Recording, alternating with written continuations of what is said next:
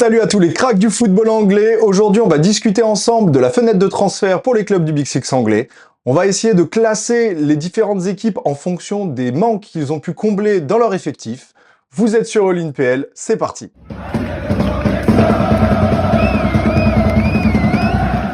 Pensez également à liker, à vous abonner, ça m'aide énormément, et à me laisser en commentaire vos avis et votre ressenti tout simplement sur cette fenêtre de transfert. Donc on va commencer avec tout simplement notre 6e équipe sur ce classement, Manchester United, que je considère comme ayant eu la moins bonne fenêtre de transfert des clubs du Big Six. Tout d'abord, très excitant quand même cette fenêtre de mercato, avec des arrivées sur l'attaque hyper importantes. On a eu donc un changement total du trio offensif, avec l'arrivée de Cunha, de Mbeumo et de Sesko. Voilà, je pense que les 3 joueurs sont des bons joueurs. Benjamin Sesko, Arsenal était dessus, même c'était leur priorité devant Guillaume Queiroz, finalement avec des demandes salariales beaucoup trop importantes. Je trouve qu'ils se sont super bien renforcés. Mbeumo avait fait ses preuves la saison dernière et il était déjà quand même très bon et assez régulier sur les saisons précédentes. Et Matheus Cunha, honnêtement, chez Wolves, c'était sûrement leur meilleur joueur. Je trouve que d'ailleurs, depuis le début de saison, c'est le meilleur joueur de United. Mais voilà, quand même, beaucoup de problèmes, beaucoup de manques sur ce mercato. Il y a eu l'arrivée quand même de Lamens, donc pour remplacer Onana et Bayindir. Bayindir qui a fait un très mauvais début de saison, Onana qui fait des mauvaises saisons depuis 2 ans, depuis qu'il est arrivé tout simplement à United, et son dernier match face à Grimsby a prouvé justement que ce n'était pas lui l'homme de la situation. Mais voilà, au niveau des arrivées, ça reste assez pauvre, ça manque notamment d'un milieu défensif. Comme on peut voir sur la composition, sur la totalité de l'effectif de United, on a certes Kobbie Mainoo, Casemiro et Ugarte. Casemiro, il remplit plus du tout ce rôle. Il est en dessous de ce dont il était capable il y a quelques saisons quand il était au Real Madrid. C'est plus du tout la solution. Il fonctionne très mal avec Bruno Fernandes, déjà la saison dernière, mais encore plus cette saison. Ugarte, depuis son arrivée de Paris, n'a pas vraiment convaincu. Et Kobbie Mainoo est laissé un peu sur le banc de la part d'Amorim. Il n'est pas trop, on a l'impression, dans ses plans, malgré le fait qu'il ait voulu le garder, il voulait le conserver, alors que Mainoo demandait un départ. En tout cas, on a entendu des rumeurs comme quoi il souhaitait un départ de United. Mais voilà, gros manque sur ce milieu défensif. Bruno Fernandes, beaucoup trop électron libre, donc qui a du mal dans le double pivot, il est meilleur en tant que 10. Mais en jouant voilà, avec ce milieu défensif-là, United n'a pas trouvé la solution, surtout avec l'effectif, la composition tout court d'Amorim, ce 3-4-3, ça ne répond pas du tout aux demandes. Ils auraient dû se renforcer sur cette charnière, ce qu'ils n'ont pas fait, ce qui est vraiment pénalisant pour United, et comme on peut le voir sur leurs premiers résultats et sur leurs premiers matchs, ils n'ont toujours pas trouvé la solution.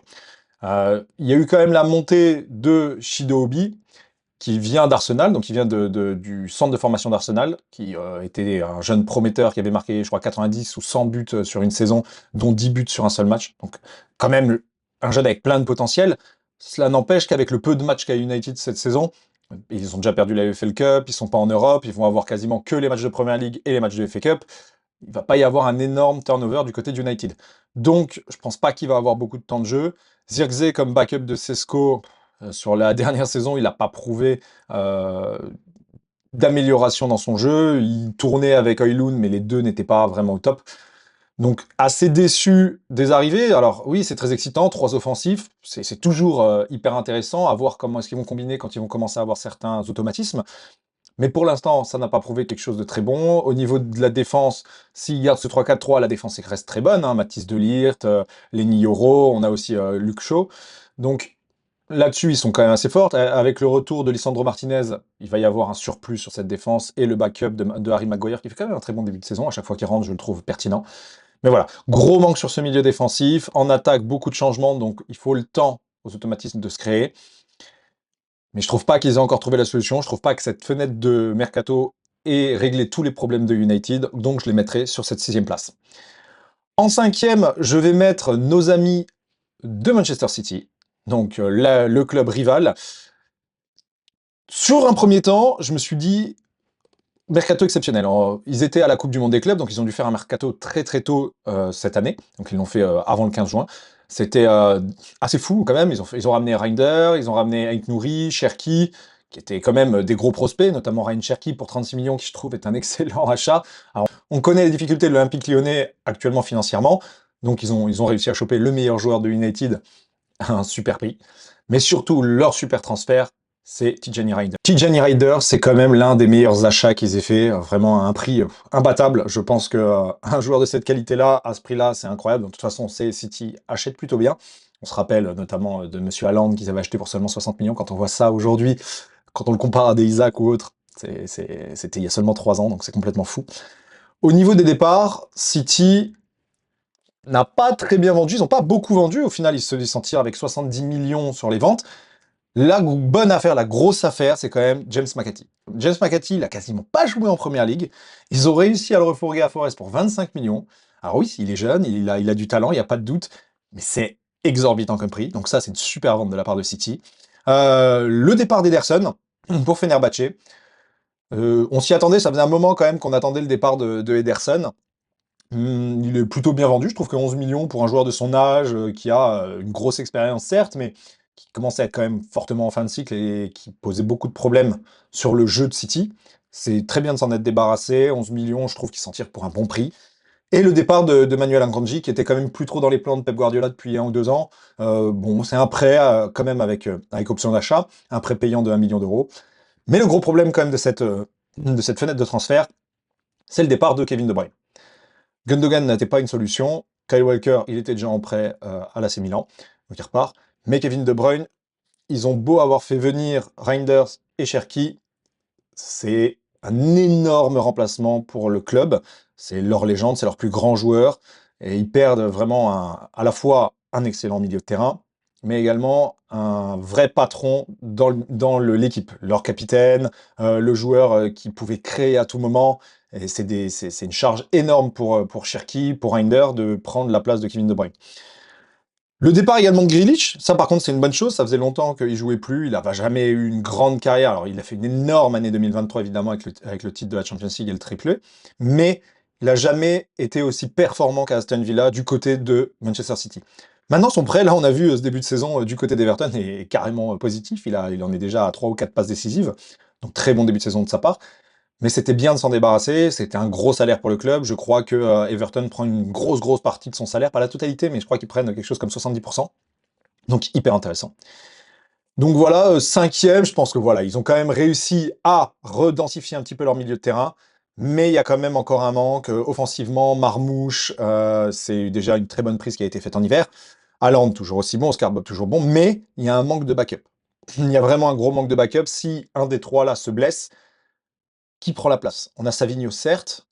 On voit toujours que Savigno, ce n'est toujours pas les remplaçants qu'on aurait pu espérer pour prendre la place de Mahrez, pour même prendre la place de Phil Foden, qui est toujours là, mais qui est vraiment en deçà de ce qu'il nous avait montré quelques saisons auparavant. Il n'est plus ce joueur qui avait été élu meilleur joueur de Première Ligue, il a perdu énormément.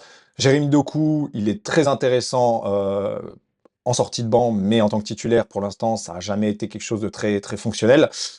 Donc, encore un manque offensivement du côté de City. En plus, avec la blessure de Cherki, il va falloir combler le milieu de terrain. Alors, on a toujours Bernardo Silva qui est quand même qui fait toujours partie des plans de Pep, hein. Il est toujours ce joueur sur lequel Pep compte le plus.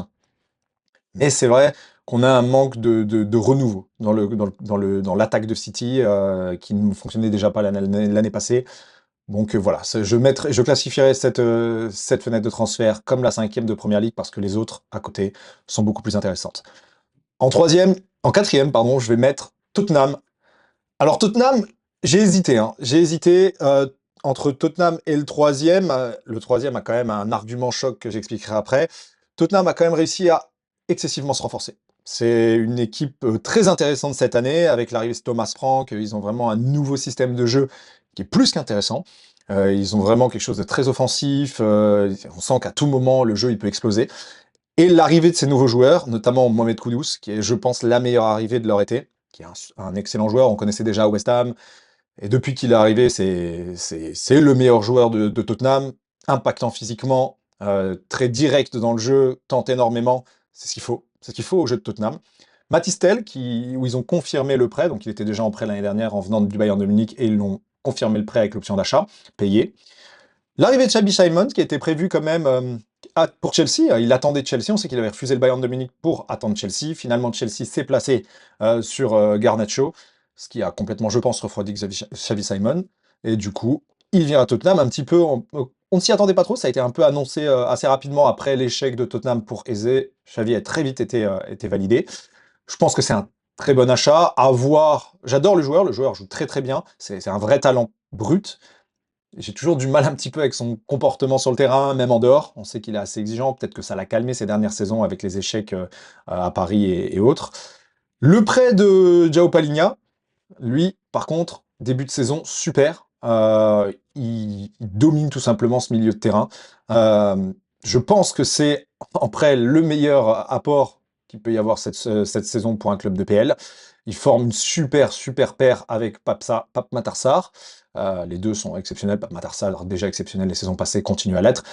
Et il y a eu l'arrivée en prêt de Paris, enfin de la Juve. Il était en prêt à la Juve. Il est parti maintenant à Tottenham, de Randal Kolo Muani, là, sur les dernières heures du mercato. Alors, Solanke, Richarlison, Kolo Muani, ça fait un beau trio de pointe. Vraiment, les trois sont ultra intéressants. À voir maintenant lequel va être titulaire. Pour l'instant, ça a l'air d'être Richarlison. Solanke m'avait plutôt convaincu la saison passée. Richarlison, au contraire, m'avait plutôt déçu sur les dernières saisons. Il a l'air de quand même revenir fortement, donc on va voir un petit peu ce que ça va donner. Mais l'apport de Randal Kolo Muani va permettre d'avoir une grosse rotation avec la Champions League, avec la Cup, la FA Cup, voilà. Il y a beaucoup de matchs quand même qui sont prévus, donc c'est très bien d'avoir de nombreux backups sur cette attaque. Au niveau des ventes, ça n'a pas été foufou, c'est notamment le départ de Gminson qu'on peut notifier, quand même vendu pour 22 millions. J'avais oublié qu'il l'avait vendu aussi cher pour le club des Los Angeles, du Los Angeles FC. Euh, c'est quand même le départ d'une de leurs plus grandes stars, l'une de leurs plus grandes légendes, après Kane. Donc il va falloir quand même remettre un jeu en place. Alors le fait d'avoir changé l'entraîneur, le fait de changer une grosse partie quand même de leur effectif va leur permettre de sûrement passer plus facilement ce step. Mais ça reste quand même une énorme perte. Après voilà, au niveau des ventes, Pierre-Emile Lorbert qui est parti donc pour Marseille. Euh, C'était un joueur qui ne jouait plus trop du côté de Tottenham, il était plus remplaçant en cas de blessure et autres. Mais les gros problèmes de Tottenham, comme tous les ans, c'est les blessures. On a vu déjà Kulusevski, Madison blessés sur ce début de saison. On perd en qualité de jeu énorme au milieu de terrain, avec la perte de James Madison quasiment pour la saison. Je crois il est blessé, je crois que c'est rupture des ligaments croisés, donc c'est out, je crois, pour au moins 9 ou 10 mois. Kulusevski devrait revenir, je pense, d'ici novembre. Je crois que j'avais eu octobre-novembre, donc ça devrait revenir dans pas trop longtemps. En attendant, Kudus fait très bien le travail à la place de Kulusevski, mais James Madison, je trouve qu'on n'a pas encore trouvé ce backup. Cela n'empêche qu'ils font plutôt un bon début de saison, malgré une défaite face à Bournemouth, qui est une très belle équipe de Bournemouth cette saison. Il reste certains manques. En troisième, j'ai mis l'équipe de Chelsea. Donc Chelsea qui a fait encore une fois un mercato XXL. Voilà le nombre d'arrivées qu'il y a eu sur cette saison. Mais surtout, voilà le nombre de départs. Ce qui est impressionnant sur le mercato de Chelsea, c'est la balance économique. C'est le seul club du Big Six qui a une balance économique positive. Ils ont quand même réussi à vendre pour 332 millions et à acheter pour 328, ce qui reste quand même, je crois, le deuxième plus gros total d'achat de cette saison, mais il reste sur un 4 millions de positif. C'est quand même fou. Je trouve ça fou. Ils ont toujours une capacité à vendre impressionnante. Mais ils ont surtout réussi à se renforcer. Joao Pedro, voilà, ça c'est l'achat, c'est leur plus cher d'ailleurs, mais c'est l'achat de cet été de la part de Chelsea, qui a déjà prouvé qu'il valait ce prix-là. Il leur a fait notamment gagner la Coupe du Monde des clubs, ça a été quand même le joueur le plus impactant avec Cole Palmer lors de cette finale, mais sur la globalité, pour l'instant, c'est leur joueur le plus impactant. Il est au four au moulin. Là, avec la blessure de Cole Palmer, c'est lui qui a pris la place de numéro 10, qui gère à merveille, qui lui a permis notamment d'être le meilleur buteur pour l'instant de ce début de saison du côté de Chelsea. L'arrivée de Jamie Gittens, hein, vrai jeune prometteur qui vient du côté de Dortmund, qui était déjà hyper explosif, sur lequel beaucoup de clubs étaient. Donc c'est Chelsea qui l'a encore eu. Alejandro Garnacho, très bon achat, je ne suis pas sûr. Je dirais plutôt très bonne vente de United, parce que c'était quand même un indésirable. Amorim avait dit qu'il qu'il ne le ferait plus jouer, donc ce qui normalement le décote complètement. Pourtant, Chelsea sont arrivés avec une belle offre, 46 millions, je trouve, pour un joueur comme Garnacho, c'est plutôt pas mal, surtout qu'il avait montré, je pense, un petit peu tout ce dont il était capable. On- je vois un plafond pour Garnacho, ça reste un excellent joueur, hein, mais je le vois pas évoluer encore énormément. Beaucoup de problèmes de décision, après ça peut venir, tout le monde peut évoluer, mais c'est vrai que c'est pas le joueur sur lequel j'aurais sauté. Ils étaient sur Xavi Simons, j'aurais privilégié Simons à Garnacho. J'aurais Lato, ça par contre, super achat. Super achat parce que Colwill, comme on peut le voir ici, hop là, comme on peut le voir ici, s'est blessé. Et il a besoin d'un backup. Actuellement, on a Chalobah et on a Adarabioyo qui sont la charnière centrale. Euh, pour l'instant, qui fonctionnent plutôt bien ensemble, hein, mais je pense que Chalobah n'a pas la qualité d'un Colwill. Donc, il va falloir trouver un backup, quelqu'un pour prendre la place de Chalobah et pouvoir pallier à l'absence de Colwill. Et je pense que j'aurai la taux et la solution. On parle quand même d'un joueur qui était capitaine et qui a plus de 100 matchs avec l'Ajax. Donc quand même, c'est pas mal. En plus, ils l'ont que pour 44 millions. Pour un joueur de 19 ans, avec déjà 100 matchs, capitaine, c'est rien du tout. Par rapport au marché actuel, évidemment, c'est rien du tout. Je trouve que c'est un super achat. Liam Delap, très bon achat également offensif, malgré le fait qu'il soit déjà blessé, ce qui a failli faire capoter le deal Jackson avec le Bayern. Et l'arrivée d'Estevao. Incroyable ce jeune, j'en ai déjà parlé dans une autre vidéo, je trouve qu'il est hyper impliqué dans le match, qu'il est dynamique, explosif, il crée des espaces, il est dribbleur, il tente énormément de choses, j'adore ce type de joueur. Ah bah, un vrai Brésilien, nous c'est ce dont on manque à Arsenal sur notre aile gauche notamment. J'adore le joueur, très jeune, prometteur, je pense que dans l'avenir ce sera un des meilleurs ailiers de Première Ligue. Franchement, je suis tombé amoureux du joueur, de ce que j'ai vu en tout cas pour l'instant, je suis fan. Et c'est surtout au niveau des départs. Oh là là là là là là, Chelsea, mais comment vous faites pour vendre comme ça? C'est un truc de malade. Chaque saison, Chelsea vend super bien. Et on est les premiers acheteurs, les premiers pigeons, c'est un délire.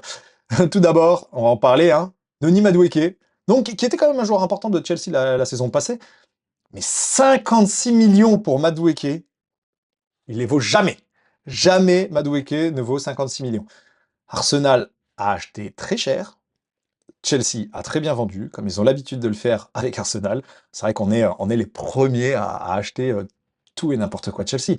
Je crois qu'il ne s'est pas passé sur les 6 dernières saisons où Arteta était manager d'Arsenal. Je crois qu'il n'y a qu'une seule saison où on n'a pas acheté un joueur de Chelsea. J'en ai marre. Alors, je suis content, Madueke, il nous a prouvé sur les premiers matchs qu'il était plutôt intéressant, mais j'en ai marre d'acheter à Chelsea, quoi. J'en ai marre, il faut qu'on arrête. Tous les ans, il nous faut. Là, on en a acheté deux, Kepa, Madueke. Bon, Kepa, très bon achat aussi, on l'a pas acheté cher, c'est très bien, mais il faut arrêter de se servir du côté de Chelsea parce que le passé nous a prouvé que c'était pas forcément une bonne solution. Nkunku, un indésirable encore une fois, il jouait pas de temps de jeu, beaucoup de blessures. 37 millions quand même à l'AC Milan. C'est une très bonne vente parce que beaucoup de blessures, encore une fois, beaucoup d'incertitudes. On n'est pas sûr de l'avoir en permanence dans le jeu. Donc, ouais, très très bon achat, enfin très très bonne vente de leur part. Joe Félix, voilà, Al Nasser, encore une fois, un club des Émirats qui est venu l'acheter 30 millions, super vente. C'est un indésirable de toutes les équipes dans lesquelles il est allé, il était indésirable. Il a jamais vraiment percé dans un club. Dès qu'il est parti de Benfica, c'était fini, que ce soit à l'Atlético, que ce soit... Il est passé où? Il est passé à l'AC Milan, il est passé à Chelsea, il est passé où encore? Je sais qu'il a fait deux, trois autres clubs, donc j'ai oublié comme ça, je l'ai plus en tête. Très belle vente. Petrovic, 28 millions. Putain, ils arrivent quand même à vendre un gardien 28 millions à Bournemouth. Et surtout, leurs meilleurs acheteurs cette année, Burnley. Hein. Burnley, on les voit ici, avec Hugo Choku. Burnley, encore très bon acheteur. Ils ont acheté aussi Broja, ils ont également acheté, j'avais vu un autre William Frey, voilà, 14, 23, 28. Burnley, cette année, ils ont régalé Chelsea.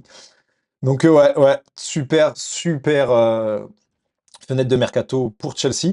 Pourquoi je les ai pas mis plus haut? Parce que je trouve qu'il y a encore certains manques dans cet effectif, notamment en attaque. Voilà. En attaque, on a Pedro Neto, qui est super bon sur cette aile droite. Mudryk qui ne joue plus, qui ne jouera plus. Je pense qu'il a 4 ans, 4 ans d'attente. Mais avec la blessure de Delap, le départ de Jackson, il ne te reste plus grand monde en pointe. Tu avais Joao Pedro, mais Joao Pedro, là, actuellement, avec la blessure de Cole Palmer, ben, il est relégué en tant que numéro 10. Jamie Gittens en pointe, je ne suis pas sûr que ça le fasse, c'est quand même un ailier vraiment de couloir. Garnacho, on l'a vu un petit peu jouer en pointe, mais très légèrement à United, il a des fois pris la place, il a déjà des fois fait la rotation.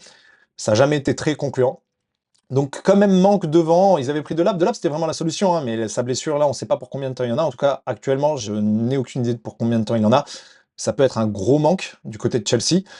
Et le milieu de terrain, si Caicedo se blesse, sachant que Lavia est blessé 90% du temps, il risque d'y avoir un vrai manque. Il faudrait vraiment pas que Caicedo se blesse parce qu'ils ont tout simplement pas de backup. Je considère en tout cas pas Lavia comme un backup parce que depuis la saison dernière, en fait, ces blessures sur blessure, on l'a quasiment jamais vu enchaîner 5 ou 10 matchs. Donc voilà pour mon troisième club. Et j'ai beaucoup hésité sur les deux premiers, sur les deux premières places, mais au final, il y a quand même une grosse partie qui m'a convaincu sur l'un plus que sur l'autre, c'est de mettre Arsenal à la deuxième position. Pourquoi? À cause de cette partie-là, les départs. On va parler des départs avant des arrivées parce que ça me pose problème. Genre, en fait, j'en ai marre. On ne sait pas vendre à Arsenal. C'est une catastrophe. On a le départ de Nuno Tavares qui était en prêt auprès de la Lazio, qui ont levé leur option d'achat. 5 millions, 8 millions avec les bonus, je crois. C'est rien du tout. C'est rien du tout pour un joueur de 25 ans. C'est catastrophique. On avait acheté, je crois, 25 ou 30 millions il y a 5 saisons, quelque chose comme ça. Le départ de Marquinhos, qui de toute façon n'a jamais vraiment joué pour nous, mais bon, 3 millions encore une fois. Jakub Kivior, j'aurais préféré qu'il parte pas, mais on l'a bien remplacé. Pierre Capier, qui quand même va pouvoir sûrement faire le taf. C'est un prêt avec option d'achat de 30 millions, je crois, si je dis pas de bêtises. Mais voilà, c'est pas lui qui va faire remonter notre balance économique. Sambi Lokonga, on s'en débarrasse enfin, mais bon, 300 000.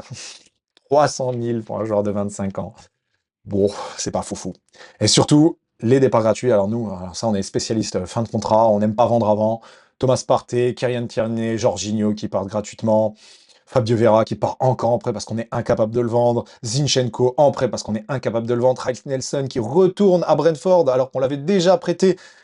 Toujours pas capable de le vendre. Ça, c'est une catastrophe. Ne pas savoir vendre, comme nous, il n'y a aucun autre club qui ne sait pas vendre comme nous. Tous les ans, c'est la même chose. Alors on achète, hein, ça c'est très bien, mais on vend pas, on ne récupère pas.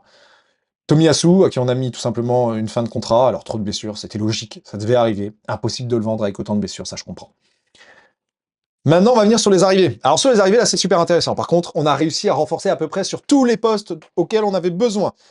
Départ de Thomas Partey, départ de Jorginho, arrivée de Zubimendi, arrivée de Nordgaard. Donc déjà, ça, au niveau des backups, je trouve qu'on a gagné. Je trouve Martin Zubimendi très intéressant. Il lui faut le temps de s'adapter quand même à la Première Ligue. C'est sûr que un Partey était quand même beaucoup plus physique. Zubimendi doit encore se faire à ça. Mais je pense que sur le temps, on va comprendre un petit peu l'intérêt d'avoir pris Zubimendi et d'avoir laissé partir Thomas Partey, en plus de ses histoires extra sportives, pardon. Eberechi Eze, j'adore ce transfert. Par contre, lui, je l'attendais vraiment. J'en avais vraiment envie de l'arrivée d'Eze. En plus, piqué sous le nez de Tottenham, ça ne peut que nous faire plaisir. Noni Madueke, on en a déjà parlé. Quand il est arrivé, j'étais absolument contre ce transfert. Voilà, encore un joueur de Chelsea, même si effectivement on a besoin d'un backup pour Saka. Mais 56 millions, c'est pas possible pour un backup, c'est beaucoup trop cher. Donc j'ai pas trop compris le move. Surtout que ça nous a limité sur d'autres choses. On aurait pu faire Rodrigo, on n'a pas fait Rodrigo. Je pense qu'en tout cas, on aurait pu le faire si on avait vraiment mis les pions sur la table. Mais bon, Noni Madueke est venu. Par contre, sur les bons achats, on va parler de Mosquera, qui est quand même un jeune joueur, talentueux, qui était vraiment un titulaire indiscutable du côté de Valence. 15 millions, c'est un vol. C'est un vol de l'avoir pris à ce prix-là, c'est incroyable.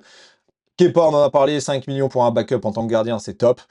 Pierre Capier, c'est un prêt, je crois que c'est 50 millions l'option d'achat.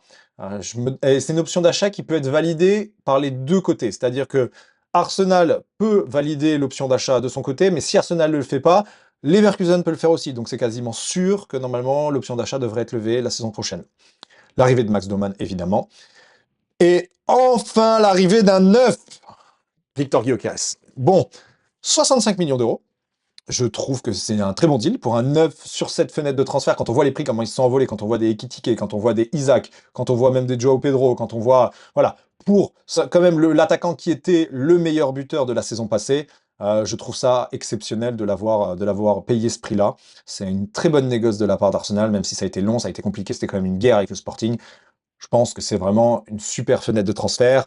L'équipe complète. Chaque poste a au moins un backup, voire est triplé pour certains. On parle notamment de l'aile gauche, même si on peut pas compter Martinelli, il compte pas comme un joueur, je suis désolé. Je peux plus. Mais voilà. Bon, déjà des blessures, hein. Ben White, Christian Nordgaard, Bukayo Saka, Kai Havertz, Gabriel Jesus, qui n'a pas été gardé sur la liste de la Champions League. Voilà déjà, Saliba, putain, Saliba aussi, qui est déjà blessé. Bon, après, on a vu Mosquera, lors du match face à Liverpool, a été plutôt très compétent sur ce match-là, donc j'ai pas trop peur pour l'instant, en espérant que la blessure de Saliba soit pas trop importante. C'est une blessure à la cheville, je crois. Mais voilà, je trouve qu'on a fait un super mercato. Ça aurait peut-être pu être mieux sur le sens des départs, mais dans le sens des arrivées, je suis comblé. On est presque sur un 10 sur 10. En numéro 1, j'ai bien sûr mis nos amis, les Reds de Liverpool, qui, bien entendu, ont fait le meilleur mercato de sûrement de l'histoire, j'ai envie de dire, en termes d'arrivée. C'est une folie. C'est une folie. Alexander Isak, Florian Wirtz, Hugo Ekitike, Miloš Kerkez, Frimpong, juste les 5 là. Oh là là là là. Alors, je trouve que c'est trop cher. Les 3 premiers, soit Isaac, Wirtz ou Ekitike, je les trouve beaucoup trop chers. Mais l'année dernière, ils n'ont dépensé, je crois que 30 millions. C'était l'arrivée de Chiesa et de comment il s'appelle? Mamardashvili, il est compliqué son nom, qui a été acheté la saison passée et qui arrive cette saison-là. Je crois qu'il avait été acheté 25 ou 30 millions, quelque chose comme ça, et Chiesa 15 millions. Mais ouais, Alexander Isak, meilleur neuf de première ligue depuis enfin, depuis 2 saisons, parce que avant c'était quand même Haaland, mais là actuellement je trouve qu'en termes d'attaquant complet, qui peut jouer pied droit, pied gauche, qui a une intelligence de jeu, qui participe au jeu et qui a un renard des surfaces en plus de ça, un bon jeu de tête, enfin on pouvait pas faire mieux, c'est le meilleur. Petit problème avec Alexander Isak, c'est quand même, on va le voir sur sa fiche, ses blessures. Mince, je vais y arriver. Si on regarde son historique des blessures, voilà. Depuis 2021, c'est quand même 1, 2, 3, 4, 5, 6, 7, 8 blessures. 8 blessures qui lui font louper entre 4 et jusqu'à 18 rencontres. Bon, les dernières n'ont pas été des grosses blessures la fin d'année 2024-2025, mais quand même une récurrence à être blessé. Ça reste un joueur exceptionnel. Peu importe le nombre de blessures, à chaque fois qu'il va jouer, il va être efficace. C'est un tueur. Moi, j'aurais adoré qu'Arsenal le prenne. Je militais pour qu'Arsenal le prenne. Mais bon, ce sera pas lui. Liverpool, oh là là, les pubs. Liverpool s'en sort très très bien sur cette fin de mercato après avoir poussé longtemps auprès de Newcastle qui ont réussi à faire Voltoma 2 à la fin et donc à permettre à Liverpool d'acheter Isaac. Florian Wirtz, sûrement un des meilleurs jeunes joueurs de ces 2-3 dernières années, futur crack, du futur joueur du Ballon d'Or qui en tout cas se battra pour. Début de saison un peu compliqué pour lui, mais j'ai aucun doute sur le fait qu'il réussisse. Hugo Ekitike, je trouve vraiment que c'est trop cher, trop cher. On sait que Francfort vend très bien, on l'a vu avec Marmouche, on l'a vu avec Kolo Muani, on l'a vu avec ces joueurs-là, ils ont toujours tendance à très bien vendre leurs attaquants. Mais cela n'empêche que je trouve que c'est beaucoup trop cher par rapport aux qualités qu'on a déjà pu voir de Ekitike. N'empêche que depuis ce début de saison, il me prouve quand même le contraire, c'est quand même un joueur très intelligent, un très bon finisseur finalement, ce que je pensais être une de ses grosses difficultés, ben, pour l'instant il est plutôt prolifique. Miloš Kerkez, bon, super défenseur latéral, hein, on l'avait vu du côté de Bournemouth déjà la saison passée, c'était exceptionnel. Intéressant offensivement, intéressant défensivement. Frimpong, intéressant offensivement, moins intéressant défensivement. Je pense que là, c'est un peu son point faible. Ça reste un joueur d'espace très rapide. Enfin, je crois que j'ai rarement vu un joueur aussi explosif sur les 5 premiers mètres. C'est un scandale. Mais défensivement, peut-être petite faiblesse de ce côté-là. Je trouve juste un défaut. Alors, quand même, non, on va parler avant ça du sens des départs. Liverpool a super bien vendu. Luis Diaz, bientôt 29 ans, il va les avoir là. 70 millions! C'est rare que le Bayern paye aussi cher. 70 millions pour Luis Diaz, je trouve que c'est une vente exceptionnelle. Encore une fois, un club de Saudi Pro League, 53 millions pour Darwin Nunez, ça aussi c'est super bien vendu. Kwanza, on n'en parle pas, on le voyait pas, 35 millions, c'est fou. Leverkusen, moi je pense que c'était un petit arrangement entre les deux. Parce qu'après avoir acheté du Frimpong, après avoir acheté du Wirtz, je pense que le Bayern Leverkusen, pour équilibrer les comptes, il y a dû avoir un petit deal comme ça, parce que ça me paraît quand même très cher pour Konsa. Et le départ de Trent Alexander-Arnold, donc quand même 10 millions, ils ont réussi à en tirer 10 millions pour que le Real ait accès aux joueurs avant la Coupe du Monde des clubs, où au final, il n'a pas bien joué du tout. Enfin, ça, c'est erreur du Real, très belle vente de la part de Liverpool. Mais voilà, ils ont réussi à vendre magnifiquement bien. Par contre, quand on revient un peu plus sur l'effectif de Liverpool, le fait de ne pas avoir réussi à acheter Gittens sur la fin de ce mercato, qui sont restés à Crystal Palace, je pense que ça peut peser sur Liverpool. Ça, c'est vraiment le côté un petit peu l'équilibre chez Liverpool. L'attaque est exceptionnelle, c'est la meilleure attaque d'Europe, sans aucun doute. Je pense que c'est mieux que l'attaque du Real, des Vinicius, Rodrigo, Mbappé. Je trouve l'attaque de Liverpool meilleure, plus complète, qui sait jouer ensemble. On l'a déjà vu, hein. même avant l'arrivée de Isaac, Gakpo qui fait un début de saison exceptionnel, Mohamed Salah qui est un peu plus en deçà, mais bon, s'il revient ne serait-ce que sur 70% des standards qu'il avait la saison passée, ça reste un joueur exceptionnel. Et puis, Ekitike, très bon début de saison, et Alexander Isak, on connaît le joueur, on sait qu'il va apporter énormément. Mais voilà, sur la défense, quand même, de grosses questions. Frimpong déjà blessé, on a vu, bon, personne s'y attendait, hein, mais on a vu un Szoboszlai arriver, prendre la place de Frimpong de la meilleure des façons. J'ai même l'impression qu'il est meilleur que Frimpong, en tout cas défensivement, mais même offensivement, avec ce qu'il propose ces 2 derniers matchs pendant l'absence de Frimpong, c'est exceptionnel. Donc là-dessus, ils ont réussi à combler. Mais en défense centrale, on se retrouve avec Van Dijk, un Van Dijk quand même vieillissant, qui fait pourtant un très bon début de saison, hein, mais un Van Dijk vieillissant. Un Ibra Konaté en deçà cette saison. Là, sur les 2 premiers matchs très difficiles, le match face à Arsenal, forcément, il a été exceptionnel, forcément. Mais en backup, Joe Gomez, c'est quand même vraiment une perte de qualité. Si Konaté ou Van Dijk se blessent, ce qui finalement n'a pas été le cas, parce que Konaté s'était blessé face à Arsenal, mais on l'a vu s'entraîner avec l'équipe de France, donc il n'est pas blessé. Mais si l'un des deux se blesse, surtout Van Dijk, il va y avoir de gros problèmes qui vont se poser du côté de Liverpool. À voir aussi ce que donnera Mamardashvili pour remplacer Alisson, parce qu'Alisson, on sait quand même, se blesse de temps en temps quand même, il a tendance à louper quelques matchs chaque saison. En tout cas, c'est l'impression que ça me donne, je vais quand même vérifier. Mais je crois que c'est quand même un joueur qui se blesse régulièrement. Ouais, pour un gardien, quand même, voilà. Waouh, j'avais pas vu. C'est énormément de matchs qu'il a loupé sur l'année passée, là. On parle de 26, 29, 31 matchs la saison passée. Ouais, quand même, il se blesse énormément. Alisson, voilà, ça reste un gardien assez fragile. À voir si Mamardashvili fera le travail, parce que forcément, je pense qu'Alisson se blessera comme un peu tous les ans. Mais en dehors de ça, voilà, on parle quand même d'une équipe en place. On parle des champions d'Angleterre en titre, avec Gravenberch de retour, McAllister de retour. Voilà, on sait cette charnière à quel point elle est forte. Florian Wirtz, on attend qu'il prenne ses marques, mais ça reste un joueur exceptionnel. J'ai aucun doute sur le fait qu'il réussisse. Donc voilà. J'espère en tout cas que cette vidéo sur la fenêtre de transfert 2026 vous aura plu. N'hésitez pas à toujours mettre un like, un commentaire et à vous abonner à cette chaîne, ça m'aide énormément. Je vous souhaite à tous une très bonne fin de semaine. Salut mes cracks!